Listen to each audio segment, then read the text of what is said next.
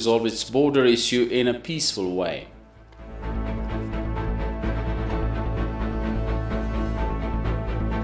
And Africa CDC suggested African nations to take example of Kenya and Ethiopia.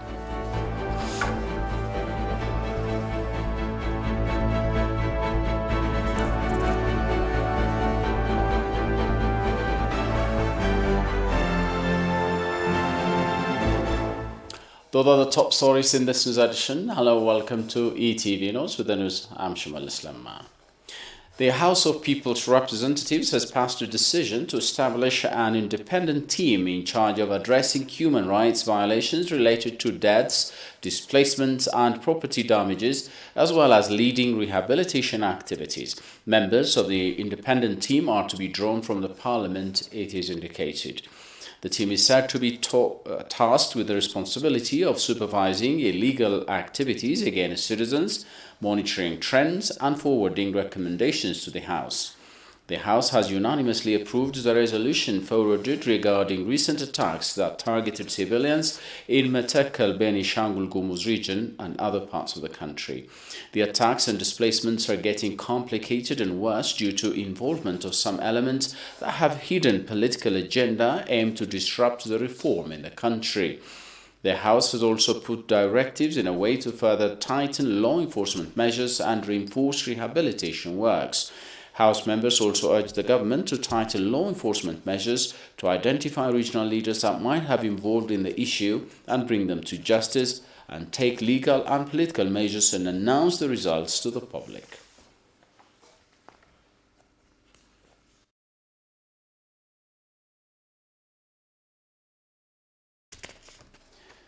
As Ethiopia intensifies preparations to hold a general parliamentary and regional elections come early June this year, the media remains a critical area. Media is a powerful tool with the responsibility of adding fuel to the fire already igniting from a deeply divided ethnic politics, or alternatively, a pacifying factor with independent and professional approach during elections. The remark came when ETV sat down with a media expert named Nuguse Meshesha. Nuguse took the occasion to urge the media to play an active role before, during, and post-election periods of what will be the sixth general election since the first election took place back in 1995. For more on that, here is Jerusalem Zahar. Media is essential to democracy. Both civilized and transitional, and a democratic election is impossible without media, according to some scholars. Thomas Jefferson wrote on the importance of a free press to keep government in check. In a message delivered to Edward Carrington, whom Jefferson sent as a delegate to the Continental Congress from 1786 to 1788, Jefferson argued that if he had to choose between a government without newspapers or newspapers without a government, he said he should not hesitate a moment to prefer the latter. Nuguse's reflection on this very idea shed light on the matter. I would argue in a way that the media plays paramount role in that. Media is believed to be the oxygen for democracy.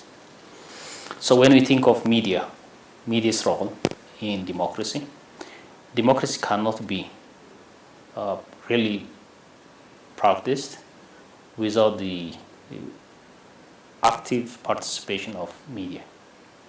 So media needs to have a vibrant role where citizens can make open discussions, citizens can entertain their views and opinions without fear or favor.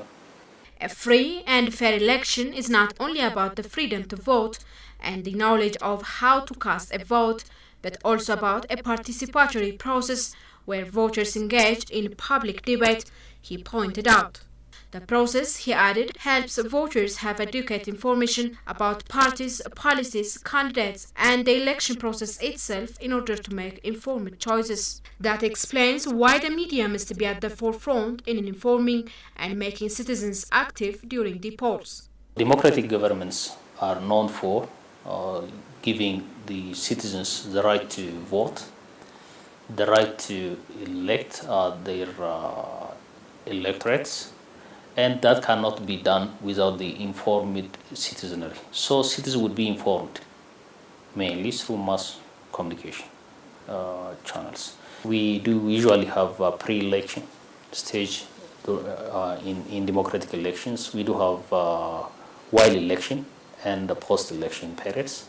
So in those three periods of election, the media would play its active role and can make citizens active in deciding who should come to the position, to the political position, and who should rule the government. And that's why we need the media.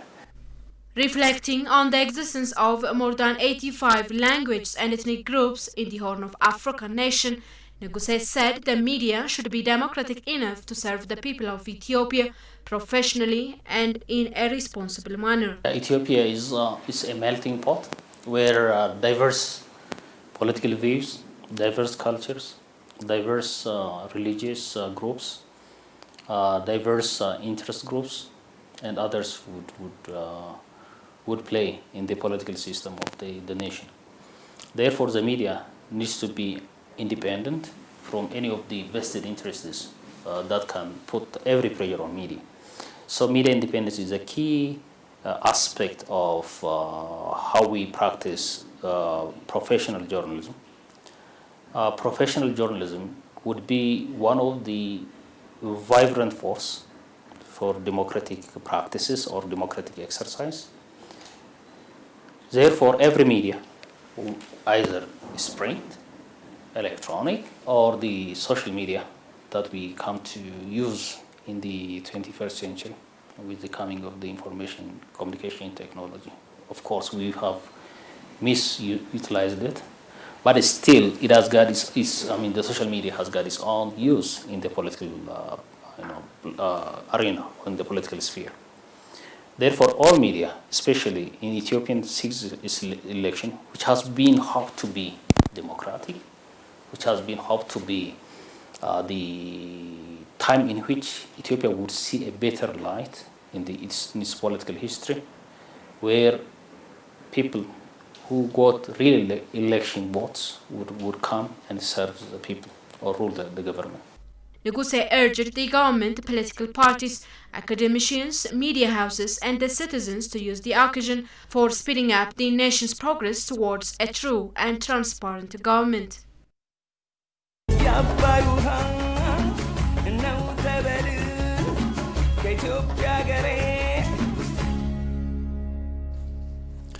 Spokesperson of the Ministry of Foreign Affairs of Ethiopia, Dina Mufti, expressed Ethiopia's commitment to resume GERD talk.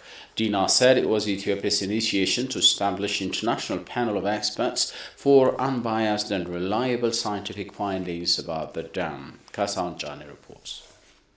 Foreign Affairs Ministry spokesperson Ambassador Dina Mufti said the dam has been proved to lessen the effects of the recurring flooding in Sudan. According to the spokesperson, the dam will also provide a cheap and environmentally friendly source of energy. As long as the trilateral negotiation is concerned, we still believe that GERD is beneficiary to the Sudanese because it reduces sedimentations, it gives Sudanese a cheap electricity which is environmentally sound and healthy. It also lessens the flood which the Sudanese are affected with very regularly. Ambassador Dina stated that due to regulated water flows, Sudan is expected to expand its agriculture and a dam will reduce sedimentation in Sudanese farmlands. And as far as the dam safety is concerned and the data exchange is concerned, we have offered them and Sudanese demands have been met by our side. And we don't see any tangible reason why they still shy from these trilateral negotiations, which will be to their advantage. This is as far as the trilateral negotiations of the GERD is concerned. Ambassador Dina also pinpointed that Ethiopia believes that some irregularities in recent Sudanese actions on the ground Ethiopian brings on Sudan negotiations do not emanate from the inherent needs of the people of Sudan rather than agenda of a third party. He said the dam greatly benefits Sudan in various ways, from reducing sedimentation, availing clean energy, and preventing flood risks. FDRE Armed Forces Chief of Staff General Burhanu Jula has called on Sudan to resolve its border issue through negotiations amicably and peacefully. General Burhanu recalled that Ethiopia and Sudan have a long-standing friendship over internal problems, noting Ethiopia's role in resolving the political crisis in Sudan a year ago without harming the Sudanese was significant. However, the Chief of Staff said the Sudanese army's violation of Ethiopia's sovereignty is a tragedy that is not expected of a neighboring country. The government of Ethiopia is exerting its maximum effort to solve the border disputes of the two brotherly and sisterly nations. We at the same time, in the military level, are trying to solve the differences through negotiations. According to General Burhanu, a meeting is scheduled to be held at the military level of the two countries. Ethiopia and Sudan often face recurrent conflicts in the border areas of the two countries, but they used to manage them in a peaceful negotiation. That is why we say it's normal to witness a similar situation. But there is a third party who is exacerbating the problem. Nonetheless, Ethiopia does not want to go to war with Sudan and wants to solve the problem peacefully. The Chief of Staff of the FDRE Armed Forces, General Burhanu Jula, also called on Sudan to resolve its differences through negotiations in the round table without any intermediary third party.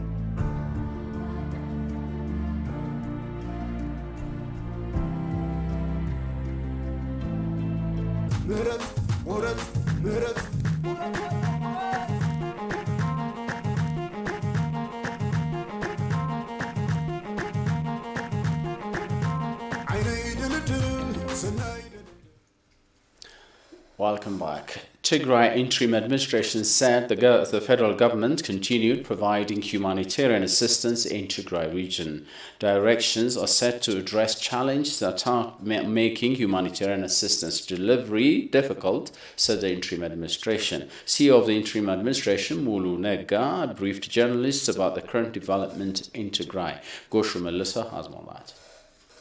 CEO of the Tigray Interim Administration, Mulu Nega, briefed journalists regarding the humanitarian assistance and the current situation in Tigray region. On the occasion, he said, since the interim administration operational in the region has been working on 4 major areas. Since the interim administration started its operation in Tigray, we have been working on 4 major areas.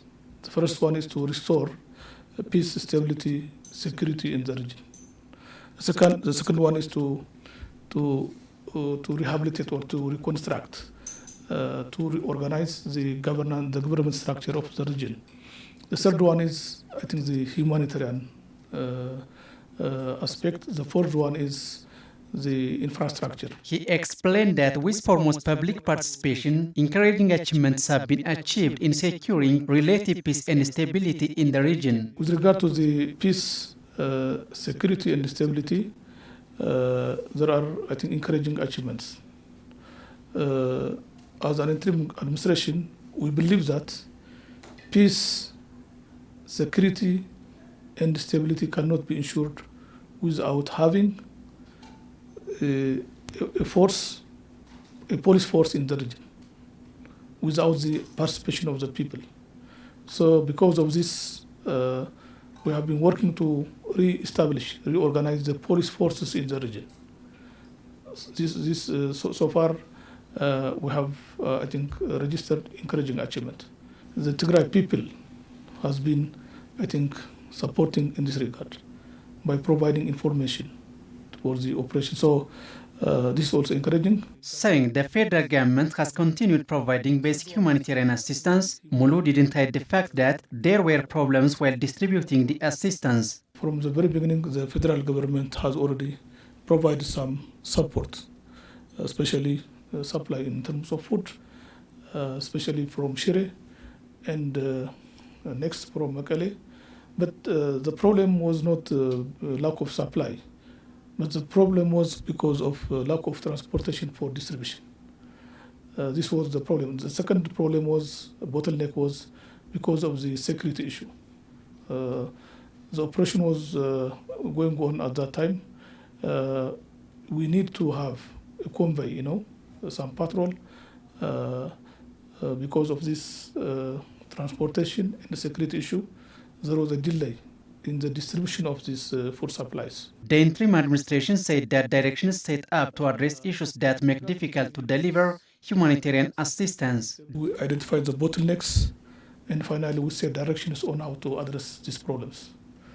The first one is to mobilize, this all possible resources from federal and regional level to address the transportation issue, and also to provide adequate supply, food supply to the region.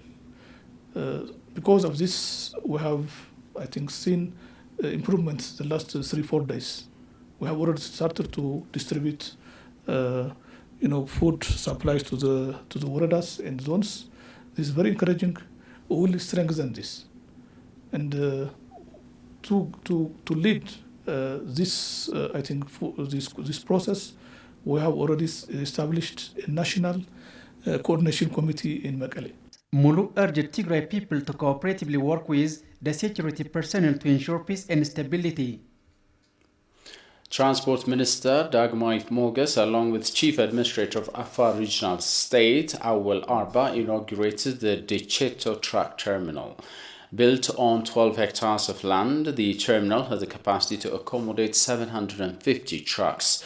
In her remarks, Dagmait said the terminal, which was built along Ethiopia's-Djibouti route, will have a multifaceted benefit in facilitating Ethiopia's import, export trade. It will also create employment opportunities for residents of the area, the minister added.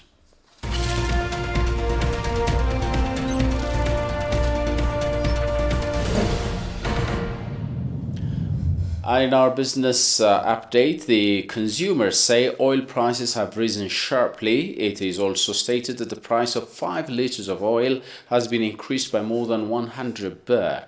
State Minister of Trade Shati Asfar said there is no increase in world oil prices at this moment, and the increase in our country by no means can be justified. According to Shati, the claimed reason behind the increment is the increment of tax, but the tax increment is not as high as the extent of the current increase in oil price. The Ministry of Trade is ordering producers and sellers to alter this huge and unfair increase in price. They have discussed with producers and distributors on the issue of easing their economic influence for the public. The State Minister said the government will take legal action if the oil producers and distributors do not return to normal.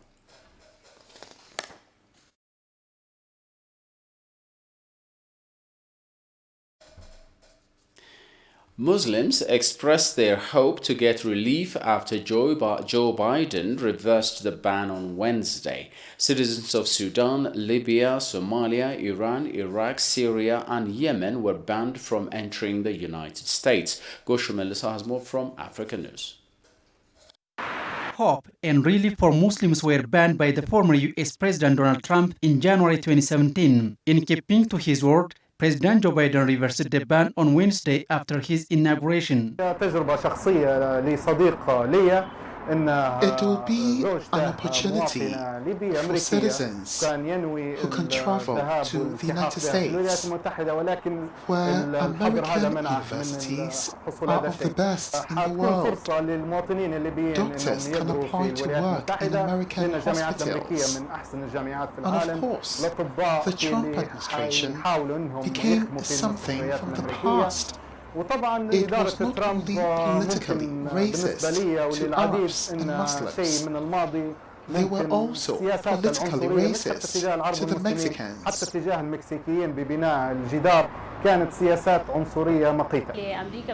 The entry of the Sudanese to the US while using a normal visa as non-refugees and with their full rights without struggling like before is good and will have an effect on the economy of Sudan and will help the country move forward.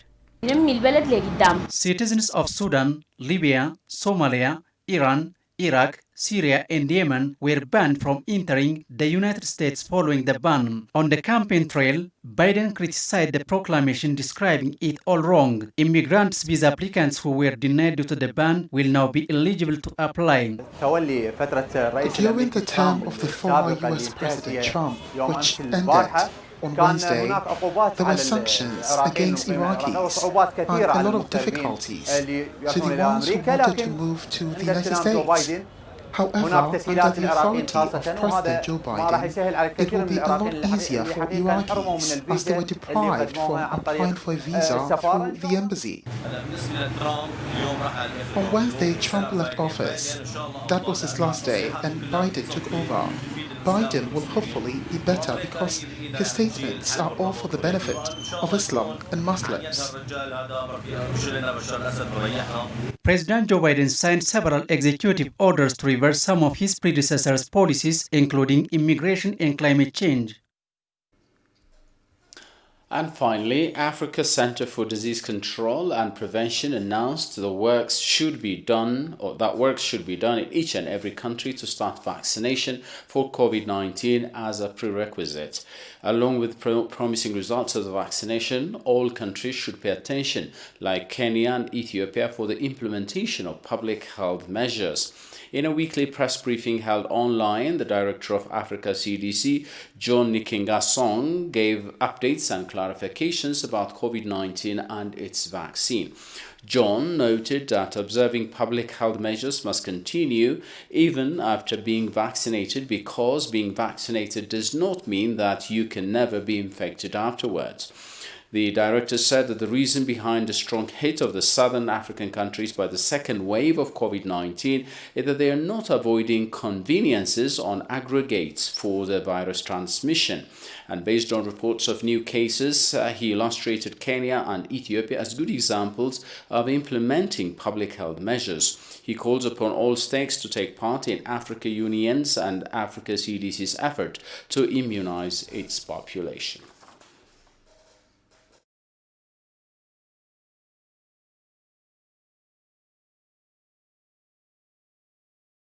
Well, that's it in this news edition, but before we wrap up, a reminder of our top stories this hour. Armed Forces Chief of Staff General Burhanu Jula called upon Sudan to resolve its border issue in a peaceful way.